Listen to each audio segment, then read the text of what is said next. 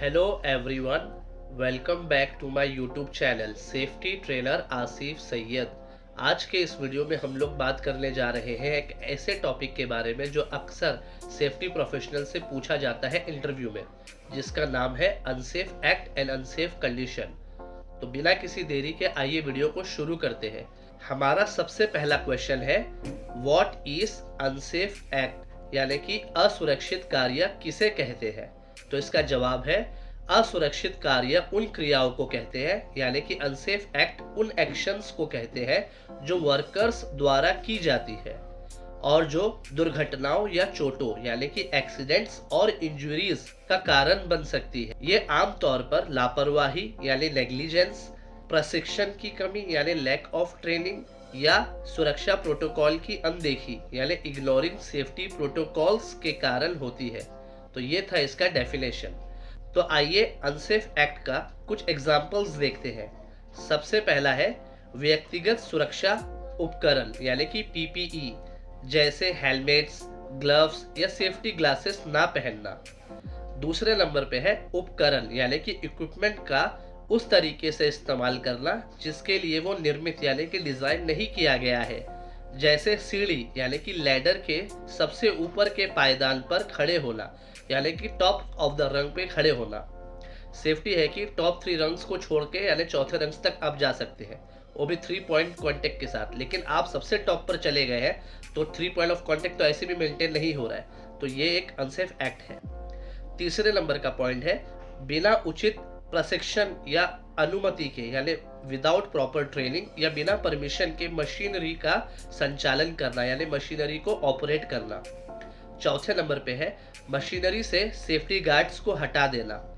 पांचवें नंबर पे है साइट पर शरारत यानी कि हॉर्स प्ले या ध्यान भटकाने वाली गतिविधियों यानी एंगेजिंग इन डिस्ट्रैक्टिंग एक्टिविटीज में शामिल होना। छठे नंबर पर है निर्माण स्थल पर चेतावनी संकेत और सिग्नल यानी कि कंस्ट्रक्शन साइट पर वार्निंग साइंस एंड सिग्नल की अनदेखी यानी इग्नोर करना। सातवें नंबर पे है उठाने वाले उपकरणों को यानी लिफ्टिंग इक्विपमेंट्स को उसकी सुरक्षित क्षमता से अधिक यानी सेफ लोड कैपेसिटी से ज्यादा लोड करना। आठवें नंबर पर है उन एरिया में स्मोकिंग यानी कि सिगरेट पीना जहां ज्वलनशील सामग्री यानी कि फ्लेमेबल मटेरियल्स रखी जाती है। 9वें नंबर पे है खतरनाक सामग्री को संभालने यानी कि हैजार्डस मटेरियल हैंडलिंग करने के सही तरीके का पालन ना करना। और 10वें नंबर पे है सेफ्टी प्रोटोकॉल्स पर ज्यादा ध्यान दिए बिना कामों को जल्दी से करना। तो ये था अनसेफ एक्ट का डेफिनेशन और कुछ एग्जांपल्स अनसेफ एक्ट का। तो आइए अब चलते हमारे पार्ट 2 में, जो कि है अनसेफ कंडीशन, जिसे हम असुरक्षित स्थिति कहते हैं। तो अनसेफ कंडीशन क्या है? Unsafe condition work place environment की वो भौतिक स्थिति यानी कि फिजिकल स्टेट्स होती है जो दुर्घटनाओं या चोटों की यानी एक्सीडेंट्स और इंजरीज की संभावना यानी कि लाइकलीहुड को बढ़ा देती है।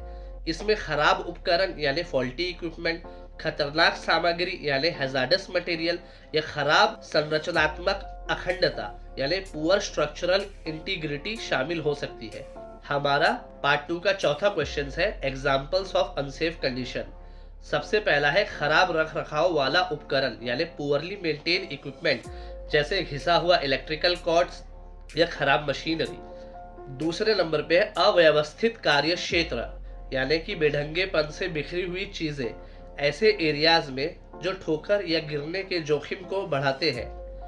पॉइंट नंबर 3 है वर्क एरियाज में अपर्याप्त प्रकाश व्यवस्था यानी कि इनएडिक्वेट लाइटिंग, जिससे दृश्यता कम हो जाती है यानी कि पुअर विजिबिलिटी हो जाती है।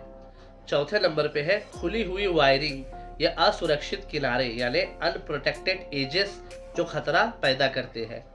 पांचवें नंबर पे है अस्थिर मचान या संरचनाएं यानी कि अनस्टेबल स्काफोल्डिंग या स्ट्रक्चर्स जो ठीक से सिक्योर नहीं किया गया है। छठे नंबर पे है फैलाव या मौसम की स्थिति यानी कि स्पिल्स और वेदर कंडीशन की वजह से फिसलन भरी सतह पैदा हो जाती है, जिसके वजह से अनसेफ कंडीशन हो सकता है। सातवें नंबर पे है कन्फाइंड स्पेस में इनएडिक्वेट वेंटिलेशन की वजह से कन्फाइंड स्पेस की एयर क्वालिटी खराब हो जाती है। आठवें नंबर पे है सही से निशान नहीं लगाया गया या ट्रेंचेस को प्रोटेक्टेड नहीं किया गया या एक्सकेवेशन को बैरिकेड्स नहीं किया गया, ये सब अनसेफ कंडीशन हो जाता है बाद में। 90वें नंबर पे है अनसिक्योर्ड लोड्स, जो अचानक से गिर या शिफ्ट हो सकते हैं। 10वें नंबर पे है गलत तरीके से कंटेन किया गया एस्बेस्टोस, मोल्ड्स या अन्य हानिकारक पदार्थों की उपस्थिति, यानी कि प्रेजेंस ऑफ हार्मफुल सब्सटेंसेस, ये भी एक अनसेफ कंडीशन पैदा करती है। आइए अब एक एग्जांपल देखते हैं। देखिए, एक फोकलिफ्ट है जिसका मास्ट ऊपर उठा हुआ है, उसके ऊपर कुछ बॉक्सेस है, वो बॉक्सेस सही से नहीं रखा हुआ है। अब वो क्या है, एक अनसेफ कंडीशन है, वो बॉक्स गिर सकता है। अब अगर अचानक से कोई बंदा वहां पे आके खड़ा हो जाए या वहां से गुजर रहा है, उसे पता है कि ये सब चीज, ये जो है गलत तरीका है, लेकिन वो फिर भी उसके पास जा रहा है, वो सोचता है मैं कैच कर लूंगा गिरेगा तो वो क्या हरकत कर रहा है, ये एक ह्यूमन एरर है, यानी कि एक अनसेफ एक्ट है। तो उम्मीद करता हूँ आपको ये अनसेफ एक्ट और अनसेफ कंडीशन का डिफरेंस समझ में आ चुका होगा। तो अब ये वीडियोस देखने के बाद हमें ये पता चला है कि जो कंस्ट्रक्शन साइट्स पर एक्सीडेंट या इंजरीज होते हैं, उसके पीछे का कारण अनसेफ एक्ट या तो फिर अनसेफ कंडीशन को माना जा सकता है।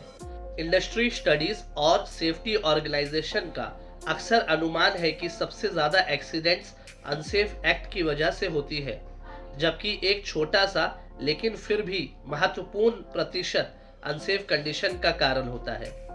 तो आइए जनरल स्टैटिक्स से यानी परसेंटेज ऑफ एक्सीडेंट से कुछ देखते हैं। लगभग 80 से 90% एक्सीडेंट्स अनसेफ एक्ट के कारण होती है। इसमें सेफ्टी प्रोसीजर्स को फॉलो ना करना, शॉर्टकट्स लेना या जोखिम भरे व्यवहार यानी कि रिस्की बिहेवियर शामिल है। और लगभग 10 से 20% ऑफ एक्सीडेंट्स अनसेफ कंडीशन के कारण होती है। इसमें फॉल्टी इक्विपमेंट्स, हैजार्डस एनवायरनमेंट और पुअरली मेंटेन वर्क साइट शामिल है। अब हम देखेंगे sources and studies. The occupational safety and health administration यानी कि ओशा और नेशनल सेफ्टी काउंसिल यानी कि एनएससी, ये दोनों इस जनरल एस्टिमेट्स को सपोर्ट करते हैं कि अनसेफ एक्ट यानी कि ह्यूमन एरर्स की वजह से वर्कप्लेस एक्सीडेंट ज्यादा होती है। हाइनरिक एक्सीडेंट ट्रायंगल थियरी, जो कि एक वेल नोन मॉडल है सेफ्टी मैनेजमेंट का, वो भी इस बात को सपोर्ट करता है कि अनसेफ एक्ट यानी कि ह्यूमन एरर्स की वजह से वर्कप्लेस एक्सीडेंट ज्यादा होती है अनसेफ कंडीशन की तुलना में। ये परसेंटेजेस इस बात को उजागर यानी कि हाईलाइट करते हैं कि दोनों प्रॉपर वर्कर ट्रेनिंग और सेफ्टी प्रोटोकॉल्स को फॉलो करना यानी कि अनसेफ एक्ट को कम करने के लिए और वर्क साइट पर डिलीजेंट मेंटेनेंस और हैजार्ड्स मैनेजमेंट यानी कि अनसेफ कंडीशन को एड्रेस करने के लिए कितना जरूरी है। उम्मीद करता हूं आपको अनसेफ एक्ट और अनसेफ कंडीशन का कॉन्सेप्ट बहुत ही अच्छे से समझ में आ चुका होगा। इस वीडियो को देखने के लिए बहुत बहुत शुक्रिया। अगर आपको ये वीडियो पसंद आया तो लाइक बटन को दबाना बिल्कुल भी ना भूलें। चैनल को सब्सक्राइब और बेल आइकन को प्रेस कर लीजिएगा ताकि और भी ऐसे इंपॉर्टेंट टॉपिक्स आपको मिलते रहे।